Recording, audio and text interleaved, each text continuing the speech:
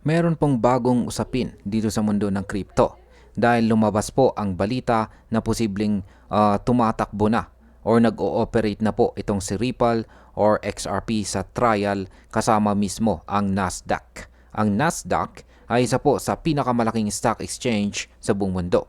At kapag totoo po ang testing na ito, napakalaki ng pwedeng maging epekto sa hinaharap ng blockchain at saka crypto adoption sa financial markets. Kaya yan po ang siyang ating pag-uusapan sa video na ito. Pero bago po tayo magpatuloy, ay pakibasa na lamang po muna ang disclaimer dito po sa ibaba ng ating screen. At ayan, bakit po ba mahalaga ang involvement ng Nasdaq? Yan, meron pong ibinahaging short video clip si Smoke dito at panoorin po muna natin ito. And this guy sells it to that guy. That's essentially what the stock exchange does. So if you can have a common ledger to be able to exchange those IOUs at, then that certainly makes sense. And there's examples of Korean banks partnering with local Bitcoin companies for the settlement. People like the IMF or World Bank or these kind of people are always talking about these sort of blockchain settlement systems. Nasdaq is involved in I think doing some trials with Ripple as well. So this guy sells it to that guy. Paliwanag po natin kung ano yung nilalaman ng short video na ito. Yan, ang Nasdaq ay pangunahing palitan or exchange ng stocks kung saan nagaganap ang napakaraming transaction kada araw. Kapag nagsimula itong gumamit ng blockchain technology, lalo na ang solution ni Ripple, mas mapapabilis po ang proseso ng settlement. Dahil ang stock exchanges ay kadalasang nakabatay po sa pag-record ng IOUs sa pagitan po ng buyer at saka seller, ang paggamit po ng distributed ledger na XRP ay makakapagpababa ng settlement time, magbabawas ng gastos at magbibigay ng mas malinaw na transparency. Kaya ang market impact po nito ay kung tuluyang makumpirma ang trial na ito, lalaki po ang kumpiyansa ng mga investors kay XRP dahil makikita po nila itong ginagamit hindi lang sa payments kundi pati sa stock market settlement. Ngayon ay paano po pinapakita ng video ang global blockchain adoption?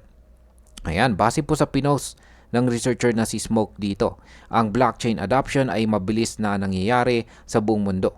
Binanggit po dito ang partisipasyon ng mga bangko, gobyerno at maging mga startup companies.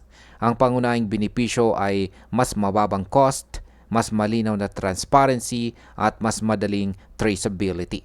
Kaya sa market impact, ibig pong sabihin nito ang mga project tulad po ni Ripple ay hindi lang maliit na bahagi ng mundo ng crypto kundi aktibong kinikilala na ng mga traditional na institution. Maaari pong magbigay ito ng mas matibay na dahilan para tumaas ang demand kay XRP sa hinaharap. Ngayon ay pag-usapan naman po natin ang papel ng IMF, World Bank at saka ang Korean banks sa usaping ito. Kasama po sa mga na-highlight ang ang usapan po tungkol sa IMF at saka World Bank tungkol sa blockchain settlement frameworks. Sa South Korea naman nakikita na rin ang pakikipagtulungan ng mga bangko sa local Bitcoin companies.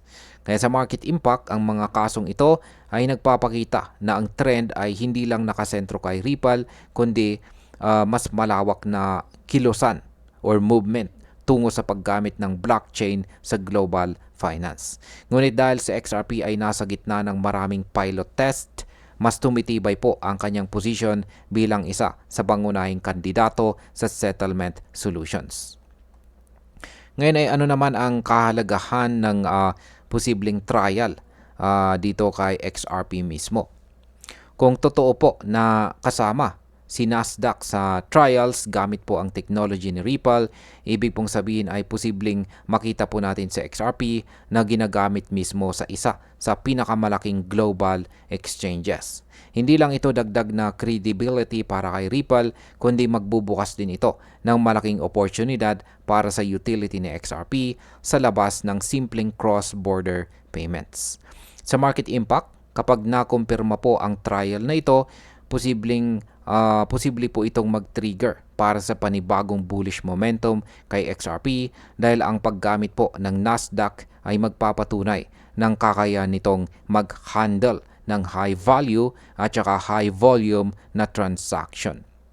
Ayan, bilang panghuli, para po sa akin ang balitang ito ay malinaw na patunay na seryoso na ang mga traditional na institution tulad ng Nasdaq sa pagtingin sa blockchain at saka crypto. Kung si XRP po ay aktual na kasama sa kanilang trials, napakalaking hakbang ito na magpapatatag sa kanyang role bilang bridge currency. Hindi pa man kumpirmado ang lahat ng detalye, sapat na ang ganitong balita para ipakita na ang direksyon ng global finance ay papunta talaga sa blockchain integration. Kaya dapat po nating bantayan bilang mga traders at investors si XRP dahil maaari itong maging isa sa pinakamalaking benepisyaryo ng pagbabagong ito. At ayan, hanggang dito na lamang po tayo sa video na ito mga ka-crypto. Marami pong salamat sa panunood. Ingat po tayo lagi at God bless po sa ating lahat.